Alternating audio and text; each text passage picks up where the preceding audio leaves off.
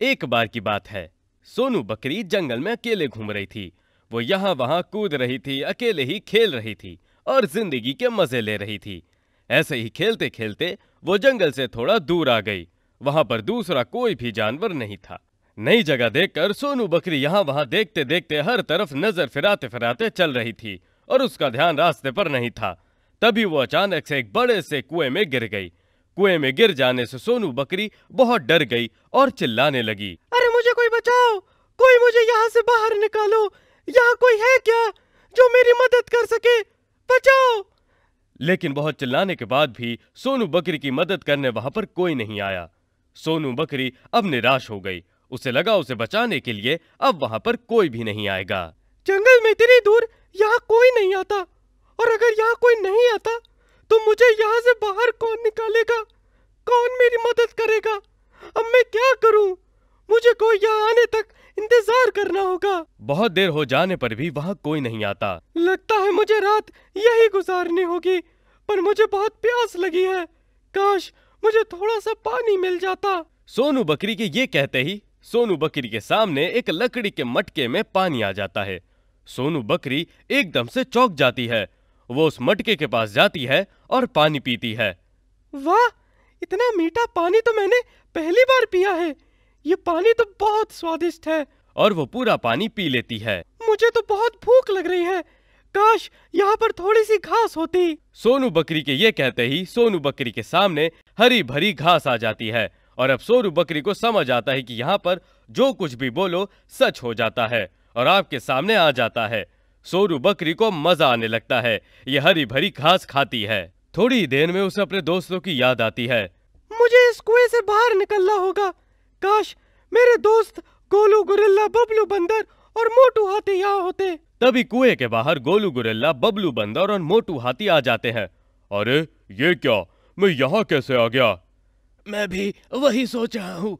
मैं तो अपने घर में बैठकर केले खा रहा था। सोनू बकरी उनको आवाज लगाती है। दोस्तों, मुझे यहाँ से बाहर निकालो, मैं यहाँ पर फंस गई हूँ। सोनू की आवाज सुनकर तीनों दोस्त कुएं में देखते हैं। अरे सोनू, तू इस कुएं में कैसे गिर गई? अरे वो सब छोड़ो, पहले मुझे यहाँ से बाहर निकालो। हाँ हाँ ठीक है, मैं कुछ करता हूँ। गोलू गुरिल्ला जल्दी से जाकर रस्सी लेकर आता है और रस्सी की मदद से वो तीनों सोनू बकरी को वहां से बाहर निकालते हैं। सोनू बकरी बाहर आ जाती है। तुम तीनों का बहुत बहुत शुक्रिया। तुम तीनों ने मुझे बाहर निकाला। मैं बहुत देर से यहाँ पर फंसी हुई थी। सोनू ये सब छोड़ो, पहले तुम ये बताओ कि हम तीनों यहाँ पर कैसे आए? सोनू उन तीनों को कुएं के रहस्य के बारे में बता देती है। तो इसका मतलब है हम जो कुछ भी मांगेंगे ये कुआं हमें दे देगा? हाँ, तुम्हें जो चाहिए वो मांग लो। काश मेरा वजन कम होता। ये कहते ही मोटू हाथी एकदम बारीक सा हो जाता है। बाकी सभी दोस्त उसे देखकर हंसने लगते हैं। मोटू, तेरा वजन की तरह उतना ही रहने दे, तू वैसे ही अच्छा लगता है। हाँ यार, तू मोटा ही अच्छा लगता है। ये सुनकर मोटू हाथी भी हंसने लगता है। हाँ यार, मैं जैसा था वैसा ही ठीक हूँ, मुझे पहले जैसा बना दो। मोटू हाथी पहले जैसा बन जाता है। काश मुझे बहुत सारे केले मिल जाए। तभी उसके सामने बहुत सारे केले आ जाते हैं। गोलू गुरिल्ला और बबलू बंदर केलों को देखकर बहुत खुश हो जाते हैं। चलो, आज के लिए इतना काफी है, अब हम घर चलते हैं। गोलू गुरिल्ला और सोनू बंदर केले उठाते हैं और वो सब जंगल की तरफ बढ़ते हैं।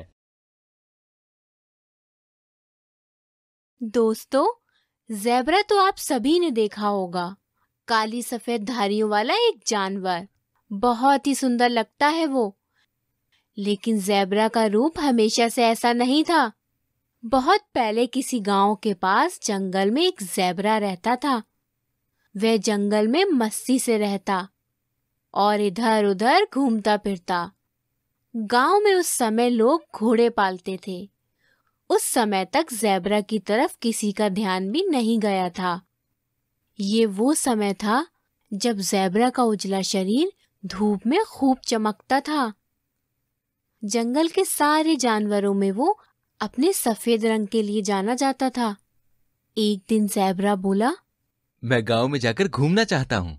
घोड़ा बोला, ना भाई, गांव में मत जाना। वो ज़ेब्रा जब भी गांव घूमने जाने की अपनी इच्छा जाहिर करता था, तब दूसरे जानवर उसे गांव की तरफ जाने से मना करते थे। जंगल के जानवरों की सलाह ठीक थी, क्योंकि आकर्षक और ताकतवर ज़ेब्रा को देखने के बाद गांव वाले उसे पकड़ सकते थे। लेकिन ज़ेब्रा को बाकी जानवरों की बात कुछ अच्छी नहीं लगती थी।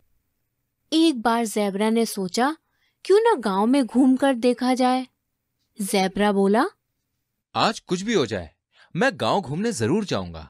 दिन में तो गांव में भीड़ काफी रहती थी, इसलिए ज़ेब्रा ने सुबह जल्दी ही गांव का चक्कर लगाकर वापस अपने जंगल आने का मन बनाया। जल्दी जल्दी में ज़ेब्रा जंगल से निकला और गांव में घुस गया। उसे गांव की गलियां और वहां का बाजार देखकर बड़ा आश्चर्य हुआ।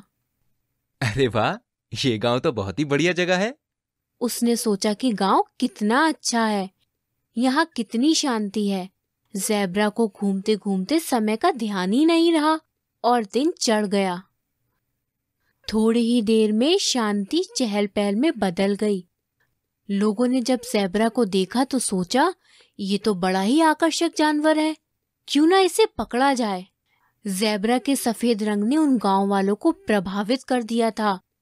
उनमें से कुछ लोग ज़ेब्रा को पकड़ने के लिए उसके पीछे जाल लेकर दौड़े।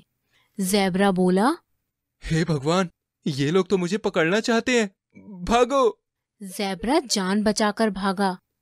ज़ेब्रा को उन सभी जानवरों की दी हुई सीख याद आई कि उस गांव की तरफ मत जाना, वरना गांव वाले तुम्हें पकड़ लेंगे।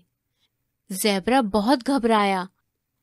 अब आगे आगे ज़ेब्रा और पीछे पीछे गांव वाले भाग रहे थे। तभी ज़ेब्रा को एक विचार आया।